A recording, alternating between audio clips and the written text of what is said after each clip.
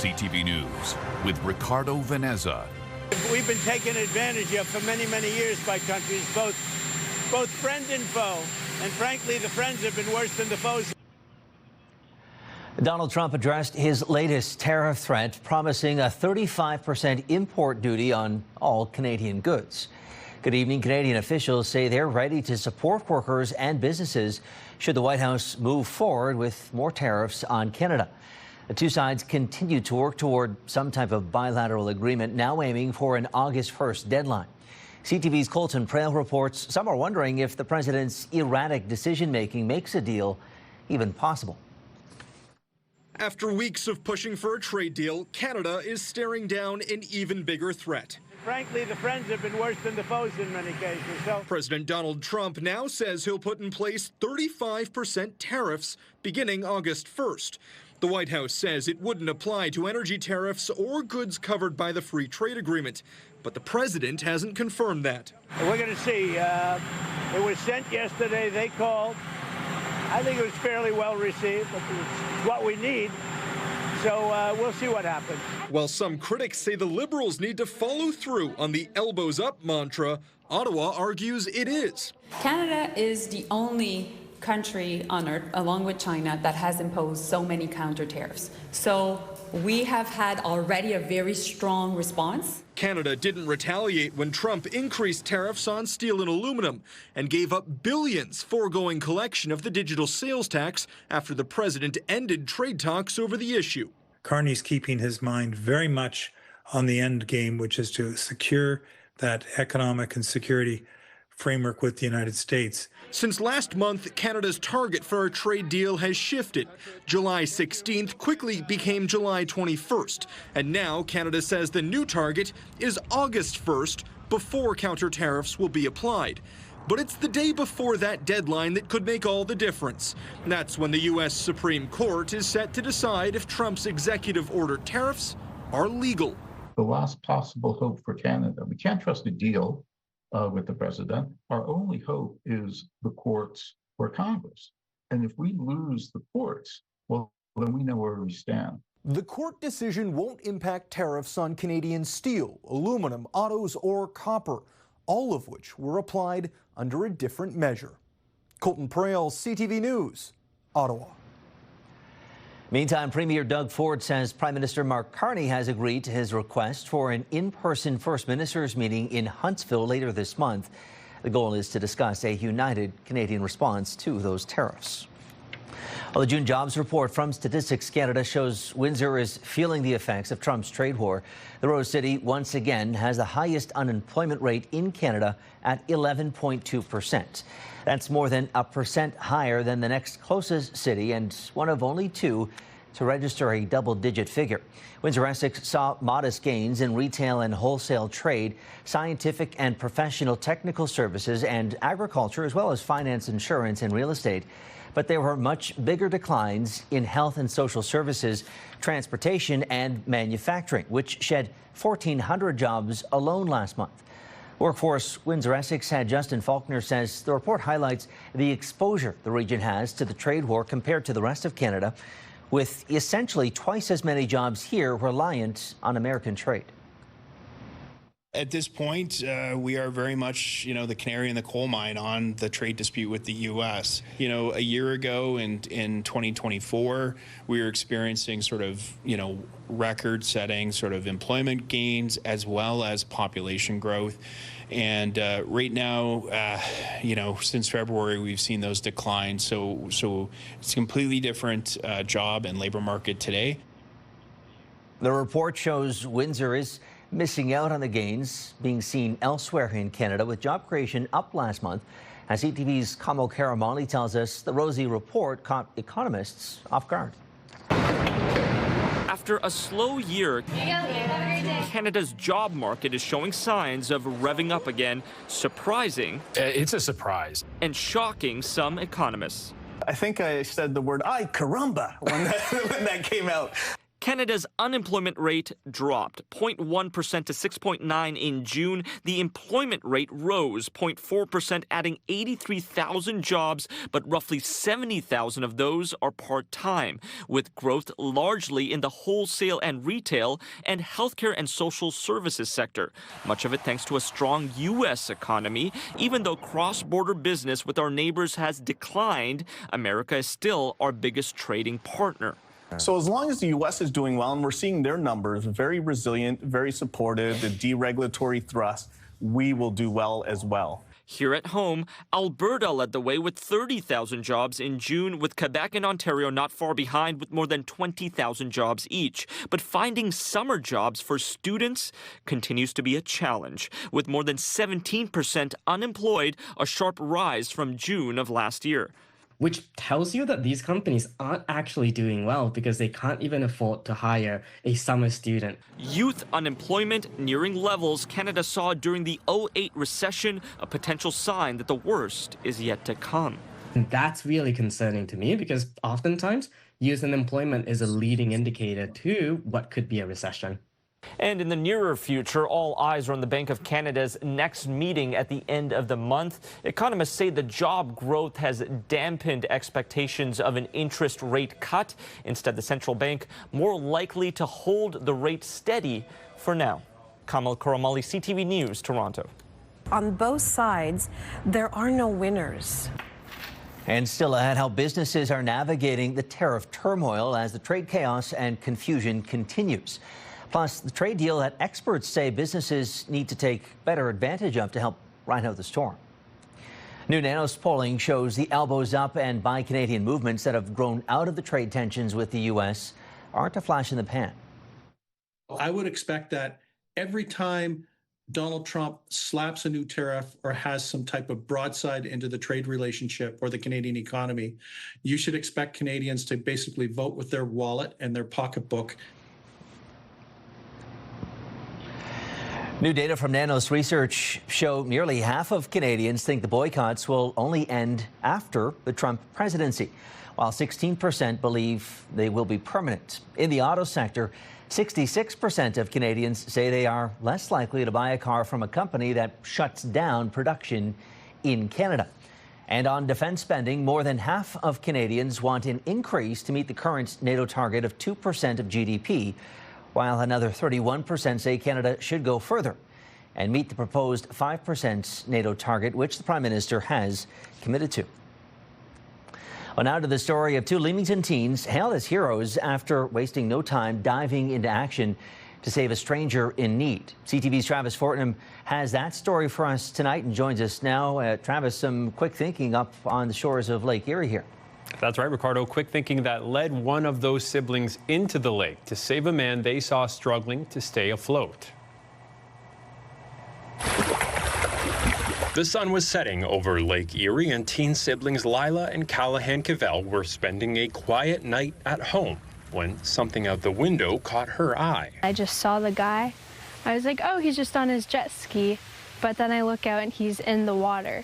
So I was like, that doesn't look right. He was trying to get back on it, so I was like, he clearly needs help. She rushed to get her brother, and the two ran outside to see if the man struggling next to an overturned jet ski was okay. I said, I need to go in as soon as possible. So I said, call mom and dad, ask if I can go in the water, because, you know, it's pretty dangerous. Cal grabbed 2 life jackets and dove into the choppy waters while his family called 911 from the shore. He says it took 15 minutes to reach the swimmer kept afloat by his life jacket. As soon as I kind of started talking to him, that's when the adrenaline kind of kicked in, and I was like, this guy really needs help. He could barely talk to me, like the water's splashing up in his face, so he kept trying to say words to me, and he was just spitting out water, so I knew that we needed to get him back. The man visiting from the Toronto area had been riding alone when his jet ski flipped. Lucky for him, the teens just happened to be trained lifeguards. When we were out there, we heard the police sirens and everything going off, and he was like, oh, please don't let that be for me. And I was like, well, we got to make sure that you're okay. OPP arrived within minutes, and by that point, the teens' parents had returned home too. Together, they helped guide the exhausted pair out of the water and onto shore. When he was like, you saved my life and all that stuff in the moment, that was when I was like, whoa, like this is real. About an hour after what had been a quiet night at home, the Cavell kids had saved a life. They say they just did what they hoped someone would do for them. I'm very proud of him. I feel like me and my sister made a really good team. OPP confirmed there were no injuries as a result of this incident and tells CTV News Callahan Cavell's actions were commendable that day, and they thanked the pair. Ricardo. Yeah, thanks. Well earned there. I can't believe just how brave those two are and how they were unflinching in a moment of need. Well, Travis, thank you for bringing us that story tonight. That's CTV's Travis Fortnum. Well, CTV News has confirmed provincial police have charged a CBSA officer in connection with the alleged sexual assault of a minor. 46-year-old Chris Chumko of Amherstburg is charged with sexual assault of a person under 16 years old and sexual interference. OPP say the investigation began on Wednesday and an arrest was made yesterday. The Canada Border Services Agency says it is fully cooperating with that investigation. Well, the judge in the trial of a suspended Windsor police officer facing sexual assault charges is expected to release a verdict on Wednesday. Final submissions were made today in the trial of Staff Sergeant Ken Price. He took the stand in his own defense to deny any wrongdoing and pleaded not guilty to 4 counts of sexual assault. A former member of the police auxiliary contends Price sexually assaulted her on a number of occasions during training exercises. The defense stressed the case rests on credibility, reliability, and accuracy, while the Crown stressed the complainant left the auxiliary in 2015 due to the trauma she says Price caused. In Leamington, OPP are looking for 2 suspects wanted in what's believed to be a targeted armed robbery this morning at a home on Erie Street North near the Raceway. Police say they made off with cash, a laptop, and debit cards, and made off in that white SUV you saw there a little earlier. A unique option is coming to Chatham for end-of-life planning. It's called Aquamation, and as our Chris Campbell tells us, it aims to offer a more environmentally friendly way of saying goodbye.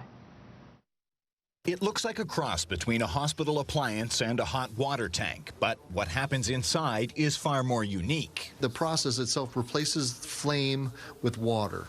So instead of a flame breaking down a person's remains to a basic element, water does that work. Water, with some help from an alkaline solution. Funeral home founders James and Leanne McNeil say aquamation costs about the same as cremation, but it's a greener choice. They say cremation releases hundreds of kilograms of carbon dioxide into the atmosphere per person. If you did a search on what is the most environmentally safe or prudent way to take care of a deceased human body, it would be alkaline hydrolysis. There's no carbon emissions, and it's so much better for the environment.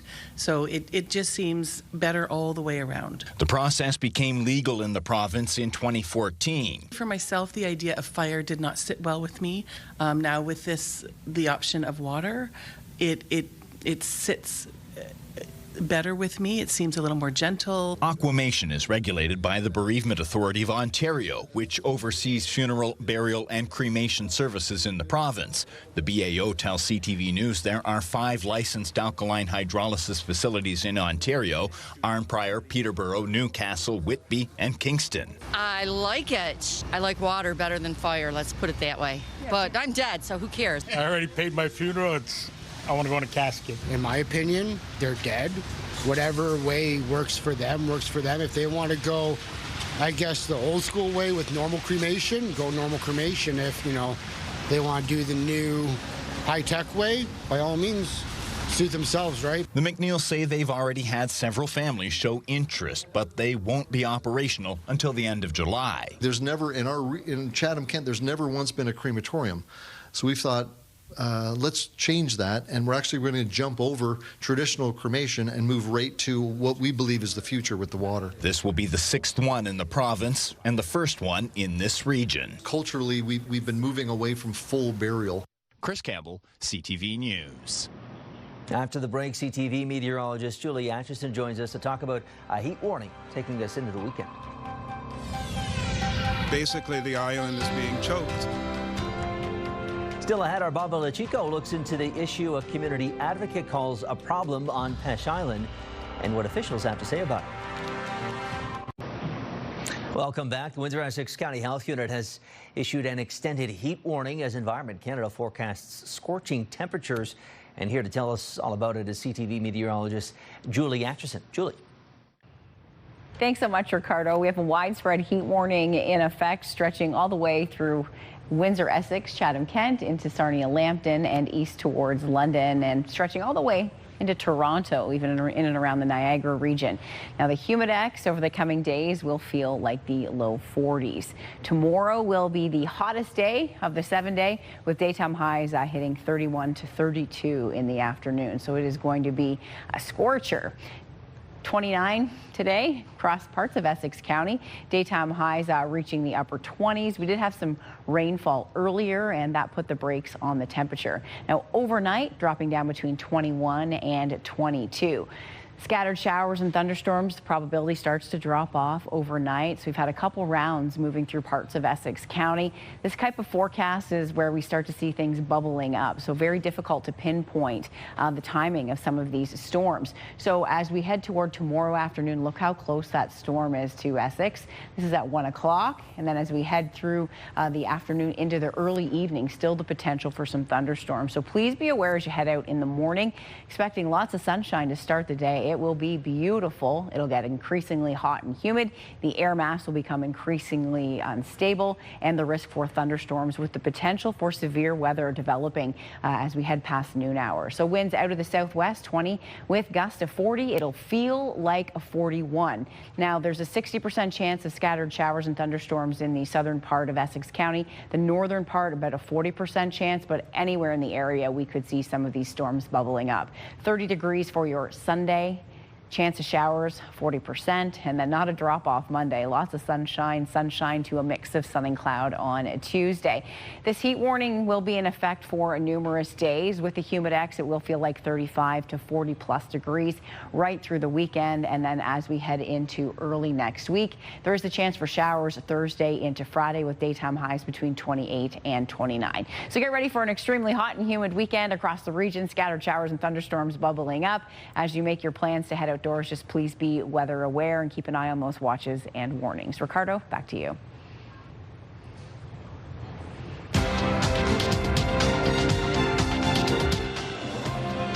Julie, thank you. Yeah, it's words to the wise there for sure. Well, we talked about it last night. Markets hadn't had a chance to react to Trump's tariffs.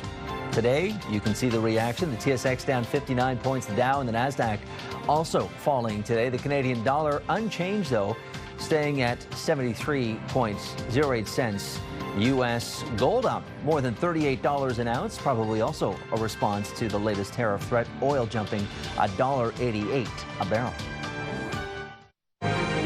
Discussion here at Windsor City Hall. Windsor's top stories. A major project is about to get underway. Breaking news alerts. Severe weather is a possibility. And watch live. Good evening, and thank you for joining us. Download the CTV News app. Start your day with the latest local news. By signing up for our newsletter, you'll get direct local content straight from CTV Windsor to your inbox, including top stories, the forecast, and videos. You can sign up at ctvnewswindsor.ca.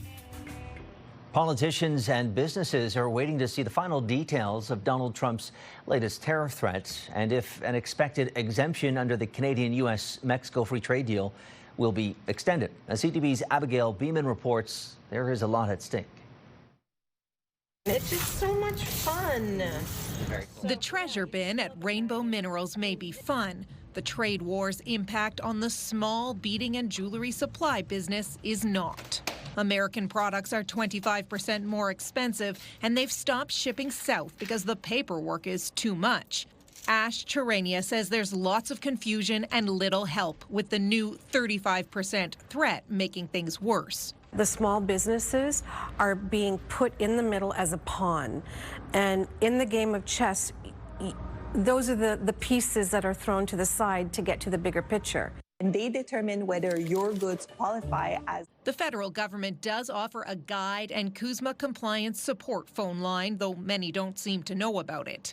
The constant changing of the goalposts and the deadlines and the numbers continues, and that's quite toxic for business. According to U.S. trade data, in 2024, only 38% of Canadian goods entered the U.S. under CUSMA, while RBC estimates 94% of Canadian exports were actually eligible. Experts say it's a matter of businesses not wanting to deal with the paperwork headache as well as a lack of enforcement at the border. Perhaps they thought the juice wasn't worth the squeeze because we were still getting into the United States duty and tariff free. That is no longer the case. And so it is very vital that businesses do it. In terms of the small list of products not covered by CUSMA, they include a few agricultural goods and some textiles and others that don't meet the rules of origin requirements. The vast majority of Canadian exports do qualify for tariff and duty free to the United States. Experts say getting that CUSMA certification is crucial as everyone waits to see what President Trump's final decision on tariffs may be. Abigail Beeman, CTV News, Ottawa. The Ontario College of Physicians and Surgeons is relaxing its policy against doctors treating themselves, friends, and family amid the province's primary care crisis. Doctors were previously only allowed to treat relatives and other people close to them in emergencies or for minor conditions if no one else was readily available. Now, doctors in Ontario can provide other medical care if there isn't another option. That includes ordering tests and treating illnesses and injuries. However, they cannot do intimate examinations or prescribe narcotics to people close to them except in an emergency. Well, if you're like me, you get phony texts popping up on your phone on the regular. Well, now Canada's Competition Bureau is issuing an official warning to watch out for these so-called smishing attacks generated by AI. CTV's John Venevalley-Rao has more. The latest warning comes from the Competition Bureau, which says more people have been seeing those annoying scam texts pop up, claiming to be from agencies like Revenue Canada, or that you owe money for a toll highway, often including a link that scammers are trying to get you to click on. Janine Compton recently got one claiming she was caught speeding and had to pay a fine, and initially thought it might be real. I almost got taken, but I didn't click on the link. I don't know what would have happened if I clicked on the link. I did not click. I just blocked the number. Compton was the target of a scam known as SMS phishing or smishing. The texts often claimed to be from an actual organization or business. And while they used to contain things like spelling errors, making them easier to spot, AI services like ChatGPT are making them harder to detect. Spelling mistakes used to be a tell, particularly when people had to write these messages themselves, and often it was people who didn't necessarily speak English as their first language.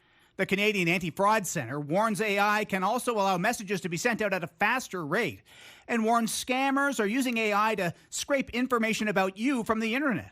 Some of the messages may include some of your personal information as an extra way to try to convince you that it's a legitimate message, right? The advice: never click on suspicious links, ignore texts even if asked to reply with stop or no, and forward spam text to 7726 or spam. And of course, delete them to avoid accidental interaction. But as AI technology continues to improve, more people may fall victim, which is why the Anti-Fraud Centre and others want everyone to remain vigilant. John Venevalley-Rao, CTV News, Toronto. Pure Country 89, Windsor's country music station. Pure access to the biggest stars and the hottest songs. Download the free iHeartRadio app to listen to Pure Country everywhere.